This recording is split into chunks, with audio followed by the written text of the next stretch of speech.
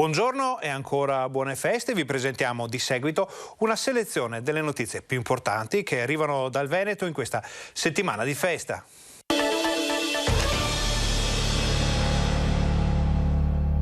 Sono convinto che se c'è il supporto scientifico il tema della quarantena sul vaccinato debba essere assolutamente rivisto. Ok, perfetto, grazie. Però su base scientifica, quindi il CTS si esprima. Rivedere le regole della quarantena per i vaccinati, questa è la richiesta del presidente del Veneto Luca Zaia, alla quale a stretto giro di posta sembra rispondere lo stesso commissario Figliuolo in visita in Piemonte. La riflessione è aperta, gli scienziati al lavoro, le parole del generale nei giorni in cui quarantene e isolamenti aumentano vertiginosamente. Personalmente noi saremmo del fatto che ad esempio rispetto ai vaccinati la quarantena va via e dopodiché ad esempio anche il tampone di chiusura, abbiamo detto passati i giorni eliminare il tampone di chiusura, però capite, l'Italia è lunga e stretta e tutti che le sue idee. Chiaramente connessa la partita sul tracciamento con le lunghe code che si registrano ai Covid Point e relativi disagi con il Veneto che resta prima regione per test effettuati. Non abbiamo alternative, questa è la risposta, non abbiamo alternative, queste sono le truppe. Io li ringrazio per il gran lavoro che fanno, non li critico perché ci sono le code. Anche per questo il governatore spera in un ulteriore sforzo delle farmacie, chiedendo loro di tenere aperte anche la domenica e di aumentare le scorte di test anche fai da te. Ma ognuno, dice Zaia, è chiamato a fare la propria parte, l'arancione non è ineluttabile. Se i cittadini ci danno una mano, si proteggono, noi non arriviamo all'arancione. Questo è chiaro. Per arrivare all'arancione bisogna caricare in ospedale, scusatemi il termine, prendere in carico, ricoverare in ospedale circa 800 persone. Possiamo evitare di infettarne migliaia per non averne 800 in ospedale? Sì, possiamo darsi un po' da fare tutti. Misure di precauzione quindi, ma soprattutto vaccinazioni. A un anno dal via ufficiale alla campagna, Zaia lo dice chiaro e tondo. Ancora oggi in terapia intensiva noi abbiamo il 75-80% di non vaccinati, saremmo in zona bianca se non ci fossero. Se noi avessimo tutti con la terza dose, attenzione che ne abbiamo 2 di ricoverati con la terza dose, ma se la sono fatta 2 giorni prima. Ma se noi oggi per ipotesi avessimo tutti la terza dose, non avremmo di sicuro questi tassi di ricovero. Il dado per Zaia non è ancora tratto e con la Befana si capirà che inizio anno attende il Veneto. Il 5 gennaio avremo un bilancio di cosa è accaduto a Natale. L'unica cosa che ci fa ben sperare è che il 1,5 milioni di terze dosi fatte comunque hanno blindato un bel po' di popolazione, soprattutto i più anziani.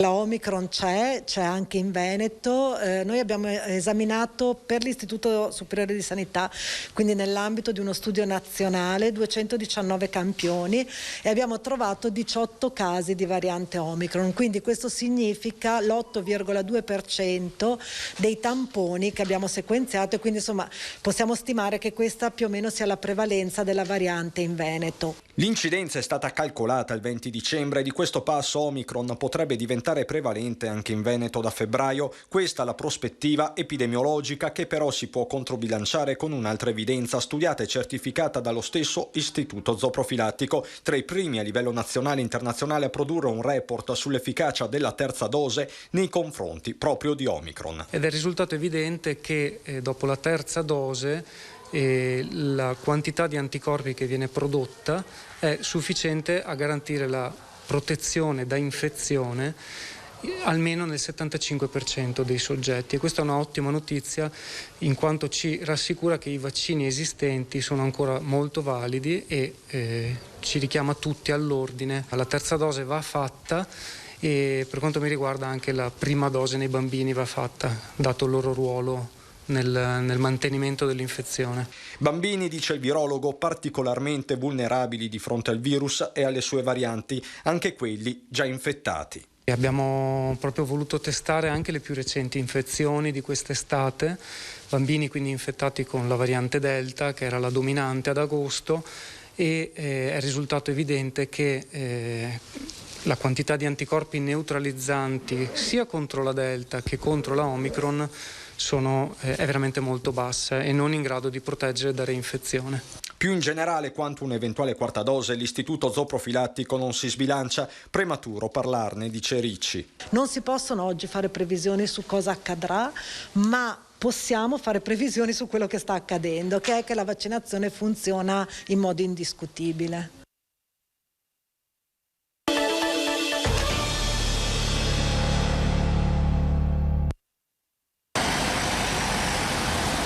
È da poco passata l'alba, scortati da carabinieri ed esercito. Il 27 dicembre 2020, un anno fa, ecco l'arrivo dei primi vaccini Pfizer in azienda ospedaliera a Padova, pronti per essere distribuiti in tutta la regione Veneto.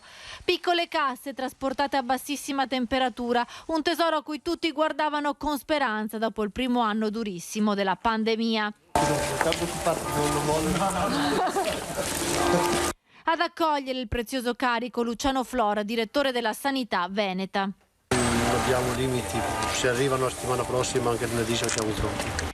Un anno fa l'inizio di una delle più grandi campagne vaccinali di massa della storia. In Veneto la prima a sottoporsi alla somministrazione del siero anti-Covid è Alice Soldà, infermiera del pronto soccorso di Schiavonia, l'ospedale simbolo da dove tutto ebbe inizio il 20 febbraio 2020. Emozionata, piena di speranza, Alice, come tutto il personale medico che per primo venne vaccinato, seguito da forze dell'ordine e insegnanti. A febbraio l'inizio con la popolazione anziana. Prego. Ci siamo visti prima, no? Poi gli adulti, i giovani, gli adolescenti e a metà dicembre anche i bambini. Come ti chiami? Monica. Monica, ciao Monica. Io sono il vaccinando.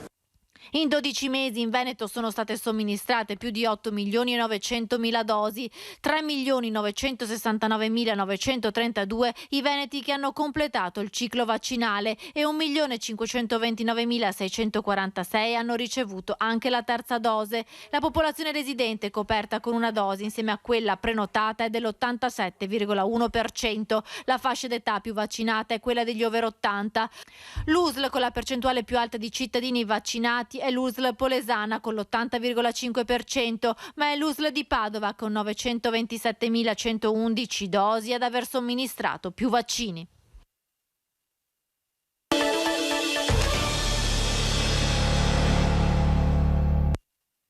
Stavano festeggiando in barba alle normative anti-Covid, riuniti in una sala e senza mascherina, ad interrompere il brindisi in un hotel 4 stelle nel centro di Cortina, i carabinieri che hanno bussato alla porta dell'albergo per un controllo.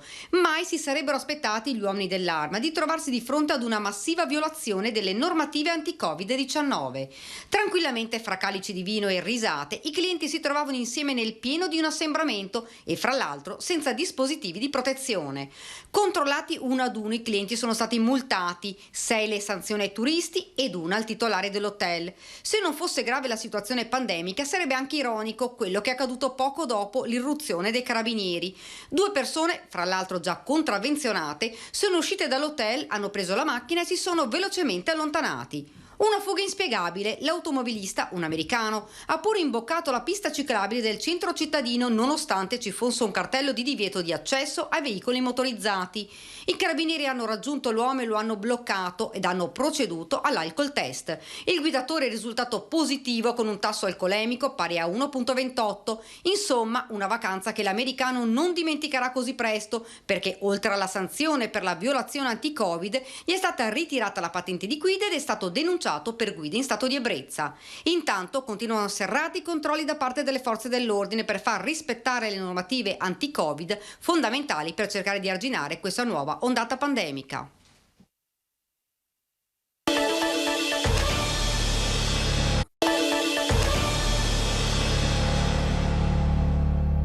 (7.403) positività registrate nelle ultime 24 ore in Veneto è record per la regione che non aveva mai visto un numero così elevato di contagi da inizio pandemia.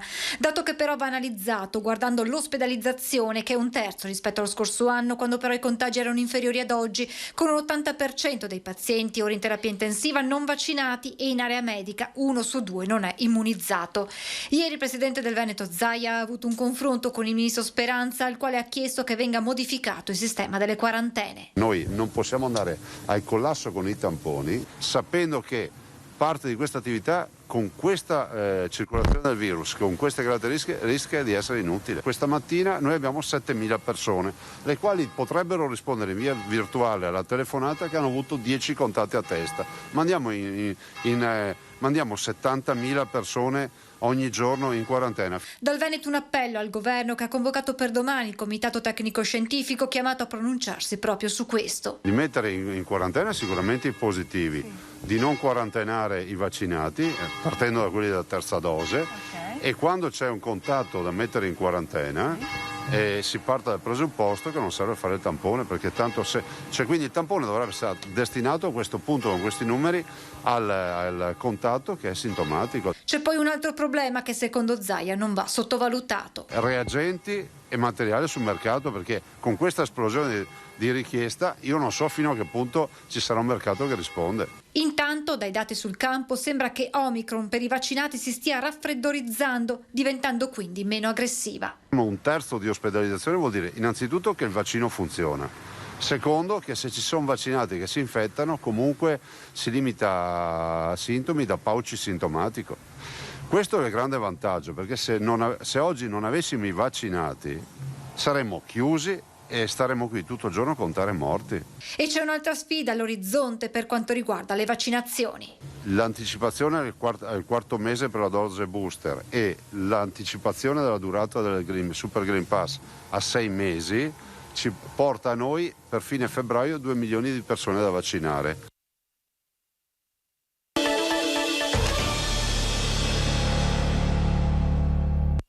Io per esempio inizierei a verificare certamente l'incidenza, cioè il tasso di presenza di occupazione delle terapie intensive è importante, ma lo parametrerei semplicemente sui vaccinati. Tarare il tasso di occupazione delle terapie intensive sui vaccinati è una delle proposte avanzate dal senatore veneziano Andrea Ferrazzi nell'ambito di una revisione dei parametri di incidenza del coronavirus che stabiliscono i colori delle regioni e le relative limitazioni. Questi parametri, d'altronde, sono già stati rivisti diverse volte ed è ora, secondo Ferrazzi, di aggiornarli secondo la nuova situazione. Gli scienziati ci stanno dicendo che oggettivamente anche la variante Omicron, tra vaccinati e non vaccinati, sono delle due malattie del tutto diverse. Del tutto diverse. Se lei va a vedere gli studi fatti a Hong Kong, gli studi fatti a Londra, gli studi fatti in Sud Africa, per raccontare i 3 paesi che hanno maggiore incidenza, lì si vede che i non vaccinati rischiano e i vaccinati invece il 90% è praticamente un'influenza, diciamo così, no? Un raffreddore e l'influenza. Ferrazzi è anche favorevole all'estensione del Super Green Pass come condizione necessaria all'accesso a determinati luoghi sulla scia di ciò che sta avvenendo in Francia e in Germania e a rivedere il periodo di quarantena per chi è stato a contatto con un positivo. 7 giorni da vaccinati con la terza dose sono troppi. Non possiamo permetterci che il 10% di non vaccinati porti le terapie intensive a una condizione da portarci tutti in zona arancione o rossa. Capisce? Non possiamo più chiudere i bar, i ristoranti, le attività economiche, le scuole sulle spalle delle famiglie. Dobbiamo trovare altri indicatori alla luce del fatto che sta cambiando lo scenario.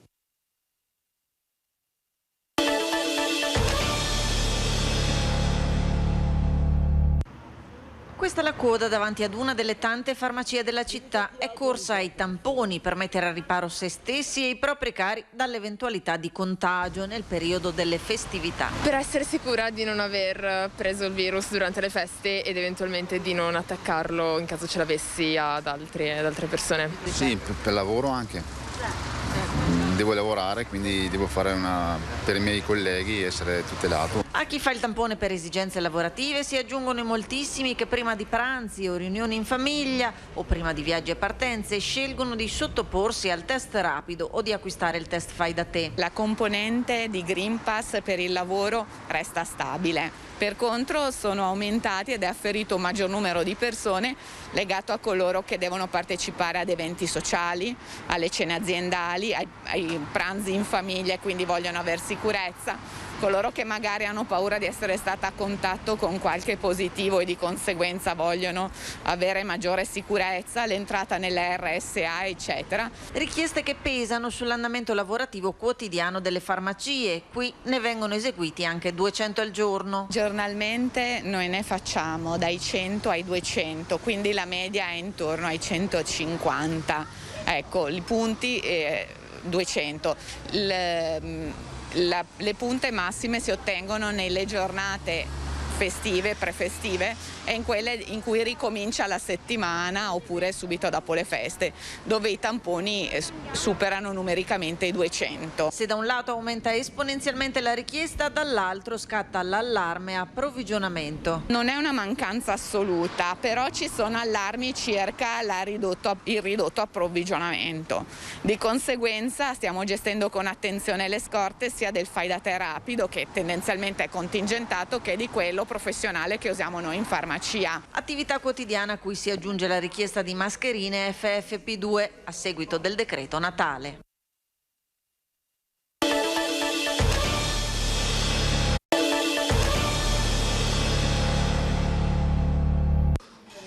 Lungo, macchiato, schiumato. Ormai non sarà più questa la prima domanda dopo il buongiorno da parte dei baristi, bensì: hai il Green Pass? Dal giorno di Natale, infatti, il Super Green Pass è obbligatorio anche per le consumazioni al banco di bar e ristoranti. È un impegno in più per tutti noi, senza ombra di dubbio. Dall'altro canto cerchiamo di fare quello che è più possibile e indispensabile per lavorare, soprattutto per andare avanti. La maggior parte ha il Green Pass, qualcuno si lamenta, però insomma abbiamo anche dei tavolini fuori, quindi al massimo ci sono quelli, qualcuno va via.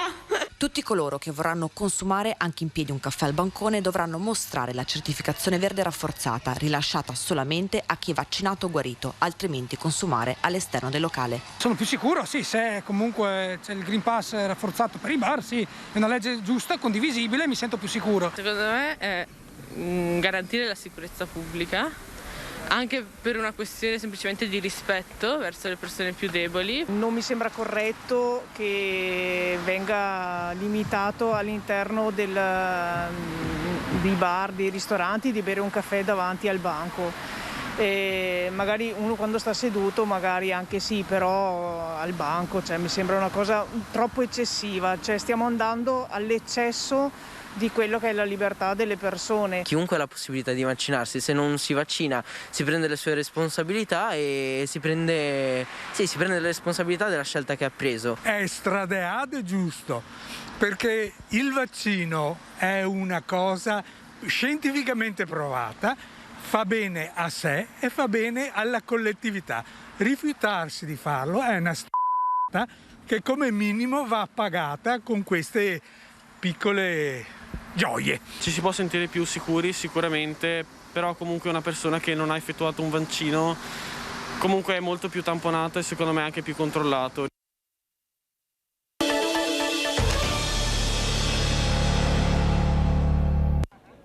8.666 positivi in sole 24 ore, nuovo record per il Veneto dall'inizio della pandemia dopo gli oltre 7.000 contagiati di ieri.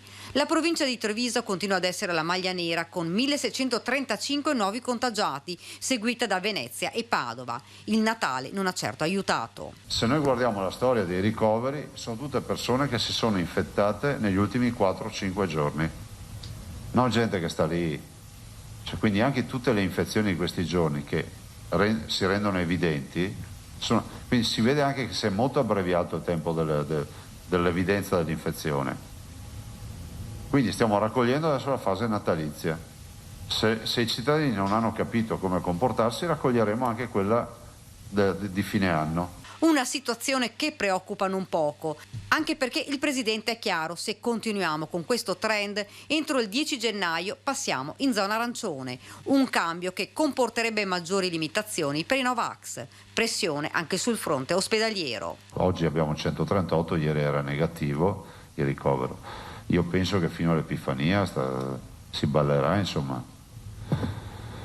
Sarebbe già oro pensare di arrivare a metà gennaio e avere un inizio di discesa. Ovvio che oggi abbiamo i contagiati, fra qualche giorno abbiamo i ricoverati, dovete sempre ragionare in questa maniera. Vi ricordo che l'altro ieri vi ho detto che con 800 più o meno ricoverati in più noi passiamo in zona arancione. 1480 persone ricoverate più 138, 190 si trovano in terapia intensiva. In isolamento nel Veneto, altro dato significativo, sono ben 80.456. Non solo si torna a parlare della questione tamponi, sono stati effettuati complessivamente 8.238.558 tamponi molecolari e 13.285.760 tamponi antigenici. Una pressione insostenibile ormai. Bisogna cambiare le regole sulla quarantena e sui tamponi per non bloccare l'Italia. Dobbiamo prendere atto che c'è un punto di non ritorno ormai, oltre al fatto che non possiamo mettere in quarantena mezza Italia, se no vuol dire che è meglio facciano il lockdown e fa una quarantena obbligatoria per tutti, ma questo noi non lo vogliamo.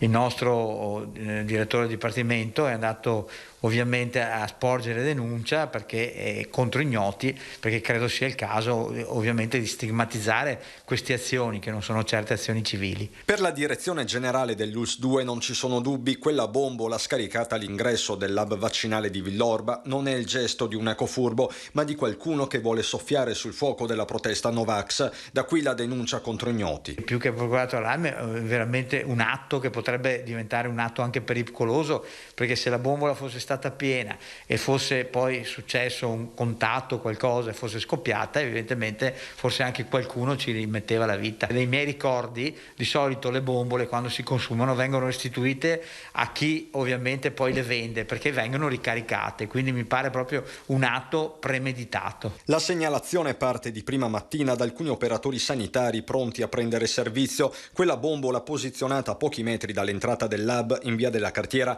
è quantomeno sospetta. Viene allertata la questura, pochi minuti dopo arrivano i vigili del fuoco che mettono in sicurezza l'area, interviene anche una pattuglia dei carabinieri. Sul posto per seguire da vicino le operazioni il sindaco Soligo, che si vota alla massima cautela. Tutto quello che posso dire è quello, spero sia un abbandono o rifiuto come tanti altri, e qui mi fermo perché adesso le indagini sono in capo alla Digos. Primo cittadino che si rivolge direttamente al responsabile. Si faccia avanti o perlomeno si faccia capire che è un abbandono di rifiuto. Mi auguro che non sia quello che tutti sospettiamo. Nel corso della mattinata i pompieri accertano che la bombola dal peso di 15 kg è vuota e in questo momento, poco dopo le 11.30, che viene posta sotto sequestro e prelevata dagli agenti della Digos. Amaro il commento del presidente del Veneto Luca Zaia nel corso di una conferenza stampa a Palazzo Ferrofini. Hanno i filmati, tutto, adesso speriamo che...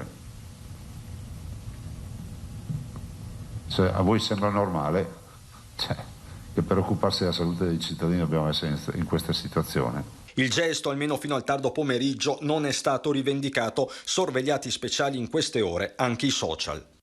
19.000 dosi di vaccino Covid somministrate a dipendenti e pazienti. Ad un anno dall'inizio della campagna vaccinale, l'Istituto Oncologico Veneto, con le sue 2 sedi di Padova e Castelfranco, non conta cluster né tra il personale sanitario né tra i pazienti oncologici seguiti. 3.500 di questi hanno già ricevuto anche la terza dose booster. Un'attività, quella dello IOV, che non si è mai fermata nonostante la pandemia. Anzi, nel 2021 sono aumentati sia gli interventi chirurgici eseguiti, più 11% rispetto al 2020, che le prestazioni ambulatoriali di chemioterapia, più 8% rispetto all'anno scorso. Nel 2021 sono state quasi 400.000 le prestazioni erogate. Quest'anno abbiamo erogato quasi 400.000 prestazioni, esattamente 397.000, a fronte delle 352.000 dell'anno scorso.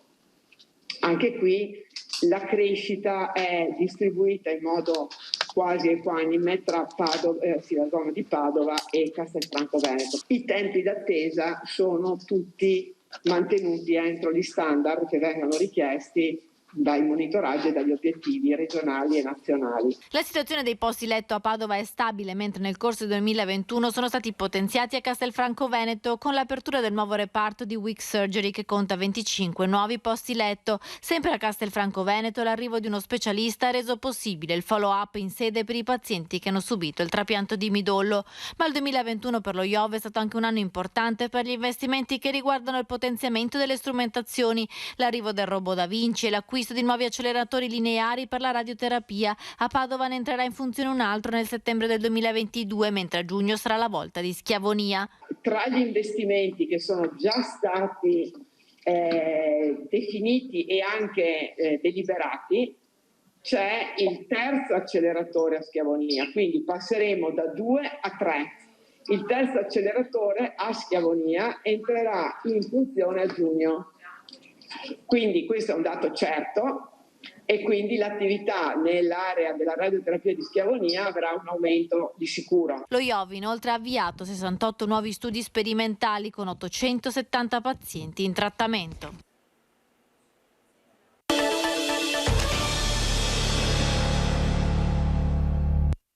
Sappiamo che la situazione dei contagi nella fascia 0-20 è molto incidente su tutta la popolazione, perché siamo al 26%, quindi più di un quarto dei contagiati giornalmente sono nella fascia dell'età scolare. Basti pensare che prima delle vacanze di Natale nel Veneto oltre 1000 classi erano in quarantena, numeri che fanno riflettere che saranno analizzati nel dettaglio prima del rientro a scuola a gennaio. E questo significa che su un livello regionale di oltre 8.600 contagi, quale mi sembra essere il dato di oggi, vuol dire avere più di 2.200 di questi contagi che riguardano la fascia di età 0-20, 0-19 e di questi la metà riguarda peraltro la scuola primaria. Insomma, il rientro rimane con un punto interrogativo. Il rischio DAD, se continueranno questi numeri e questi contagi, è sempre più vicino. Subito dopo l'Epifania saranno presi in mano i dati dei contagi nella fascia di età 0-19 anni. Solo dopo Capodanno si potrà capire come riprenderà la scuola. Abbiamo il nostro vantaggio, diciamo così, il fatto che il calendario non fissa la ripartenza il 7, ma ci dà quei 3 giorni in più che sono utili per capire il da farsi, ma credo che dovremo effettivamente ragionare coi dati che avremo intorno all'Epifania. Dati alla mano, valuteremo cosa fare, dice ancora la Palumbo, con decisioni chirurgiche che prenderemo assieme alla Regione.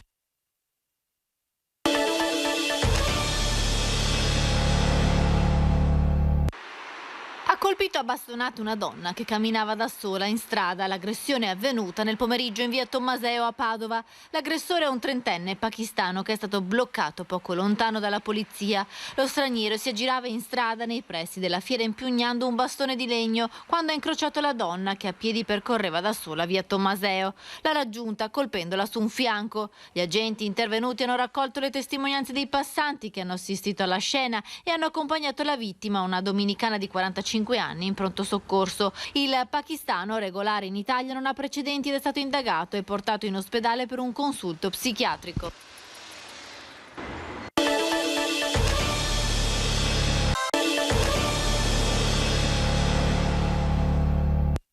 Abbiamo avuto anche noi il nostro primo bambino deceduto.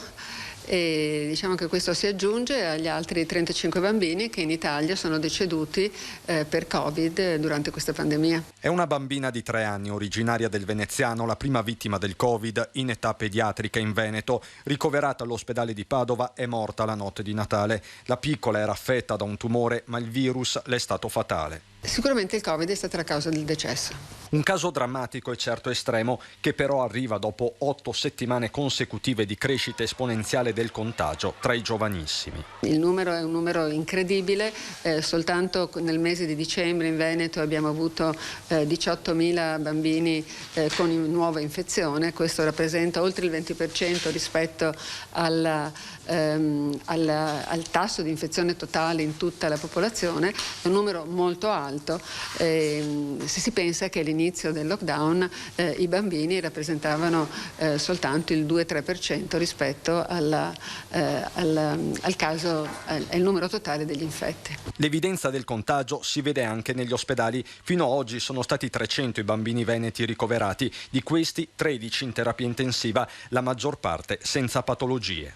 Circa il 70% di bambini che vengono ricoverati per malattia da Covid sono bambini precedentemente sani, sono prevalentemente i bambini più piccoli, ma anche bambini delle età scolari o prescolari. L'altro capitolo è quello delle complicanze su tutte la sindrome infiammatoria sistemica che colpisce un bambino positivo su 1000. Una complicanza che si verifica a 4-6 settimane, 4-8 settimane dopo l'infezione, ed è una malattia sempre grave, questo ci tengo a sottolineare, sempre grave, perché è una malattia che interessa tutti gli organi superficiali come la cute, le mucose, ma anche profondi, e in particolare nel 70% di bambini interessa il cuore. Attualmente, riferisce sempre D'Adalta, sono 3 i bimbi ricoverati per MIS-C. Anche per questo occorre accelerare sulla vaccinazione. Vaccinare i bambini è un atto d'amore e quindi credo che noi veramente come comunità pediatrica lo sosteniamo con fermezza.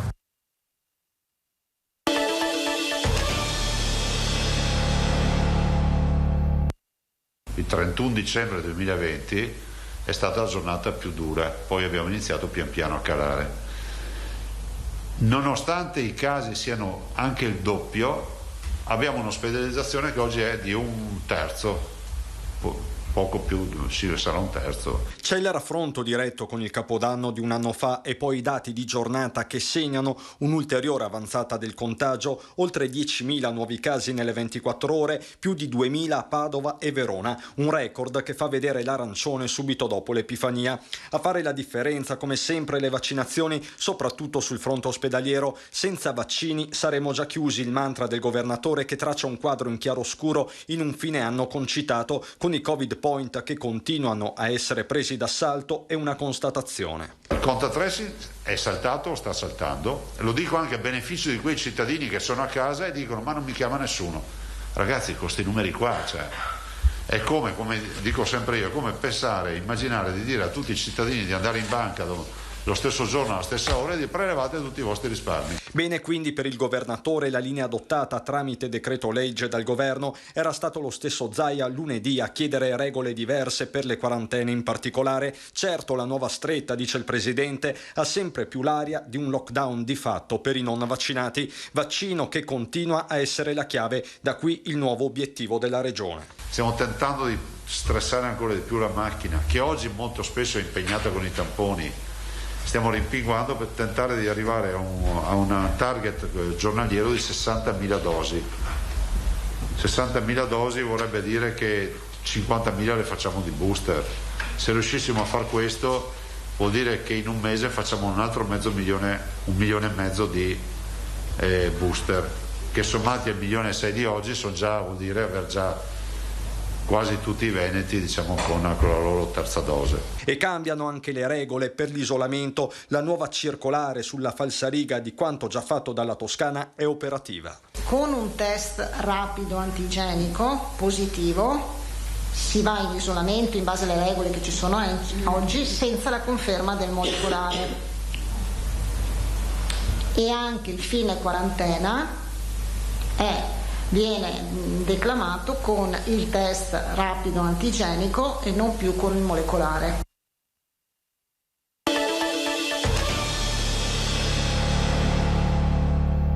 Ha vinto la linea dei governatori, bisogna cambiare subito le regole, ribadiva da giorni Zaia, altrimenti mezza Italia starà a casa. Inoltre la pressione nei centri tampone era diventata insostenibile, in ogni zona attese di ore sanitarie ormai allo stremo. Così è arrivata la decisione, stop quarantena per chi ha fatto la terza dose o la seconda entro 4 mesi. È solo una delle novità del nuovo decreto legge che scatterà dal 10 gennaio. La prima riguarda il Green Pass rafforzato, che si ottiene con il completamento del ciclo vaccinale e la guarigione dal Covid. Dopo averlo reso obbligatorio anche per consumare al bancone di bar e ristoranti, ora sarà necessario per utilizzare tutti i mezzi di trasporto, compresi quelli pubblici locali e regionali. Una rivoluzione soprattutto quando dovranno tornare a scuola gli studenti.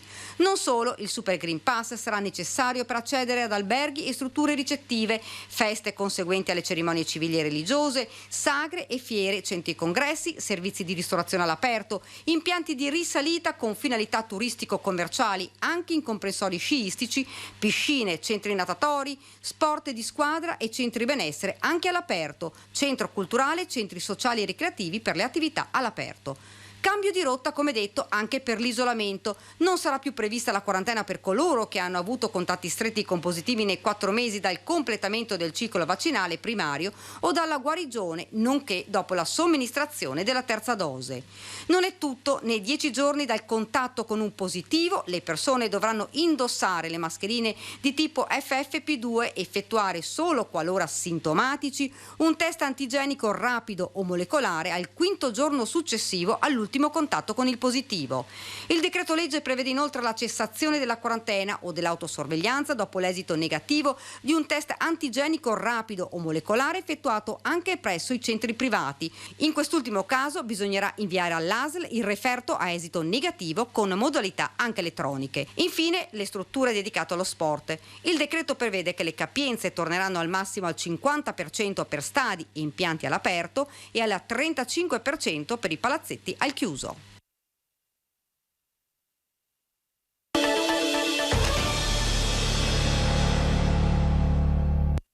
Nel momento più difficile di questa ennesima spallata del Covid sulla sanità veneta e sui veneti, l'ULSS 7 decide di chiudere le porte in faccia all'informazione di Rete Veneta. In questa fase così complicata, nella quale i cittadini sono alla ricerca di notizie importantissime per il loro futuro, l'azienda sanitaria decide di non far partecipare una troupe dell'emittente del gruppo Media Nord-Est alla conferenza stampa di fine anno convocata negli uffici del San Bassiano. A bloccare il giornalista Alex Giuliano e l'operatore Alessandro Costacurta sulla soglia è stato lo stesso direttore generale, Carlo Bramezza, il quale ha fatto chiaramente capire ai componenti della troupe che la direzione non ha gradito i servizi sulle problematiche dell'ULSS 7 mandati in onda nel TG di Bassano. Servizi in cui cittadini arrabbiati, disperati, sconfortati raccontavano le loro esperienze dopo ore di attesa in fila al centro tamponi. Servizi in cui i lavoratori dell'azienda sanitaria e i loro rappresentanti portavano tutte le perplessità per la gestione delle auto mediche e l'accorpamento dei punti di guardia medica. Opinioni e fatti che sono stati puntualmente raccolti e raccontati dai giornalisti e dagli operatori di Rete Veneta, gli stessi ai quali è stata negata la possibilità di partecipare a una conferenza stampa convocata proprio dall'ULSS 7. Assieme a noi siete rimasti fuori da quella porta, voi, con le vostre voci, le vostre paure, le vostre segnalazioni, le vostre perplessità riguardo l'organizzazione della sanità della Pedemontana. Ma siamo sempre e ancora qui a raccoglierle quelle segnalazioni e a raccontarle, e una porta chiusa in faccia non ci fermerà.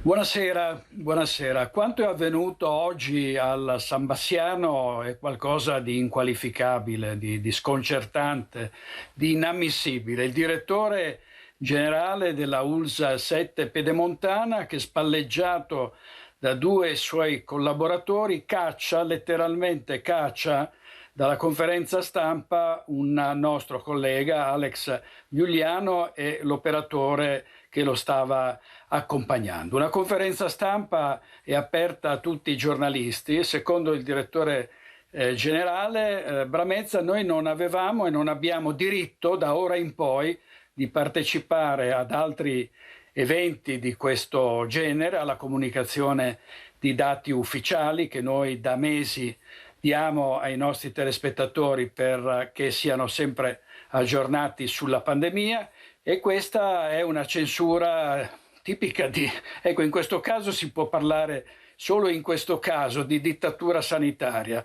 Soltanto dittatori o persone molto allergiche alla democrazia e ai diritti del pluralismo e dell'informazione possono scegliere di escludere da una conferenza stampa un giornalista, e in questo caso anche il nostro operatore televisivo. Noi saremmo colpevoli di avere mosso delle critiche alla gestione della sanità bassanese. Abbiamo soltanto detto che era inutile trasformare anche il San Bassiano in un ospedale Covid, avendo già Sant'Orso, avendo già Marostica, insomma avendo altre strutture che sono state adibite per i ricoveri e la cura dei malati da Covid. Questo è bastato a porre questo out, un vero e proprio diktat di un professionista che evidentemente non conosce le regole più elementari della democrazia. È qualcosa di veramente scandaloso, di vergognoso, tra l'altro il tutto accompagnato da minacce di querele già presentate o da presentare. Noi andiamo avanti ovviamente senza farci intimidire né in questi né in altri casi. Trovo assurdo che in un momento in cui siamo sotto accusa proprio come informatori perché diamo le notizie e veniamo attaccati e insultati per le strade dai Novax e dai No Green Pass, che addirittura sia la sanità del Veneto a censurarci, a metterci la mordacchia, roba che davvero non avviene quasi nemmeno in Russia, in Uganda o in altri paesi in cui le libertà individuali e la comunicazione sono assolutamente escluse. Non ci facciamo intimidire comunque, dottor Bramezza.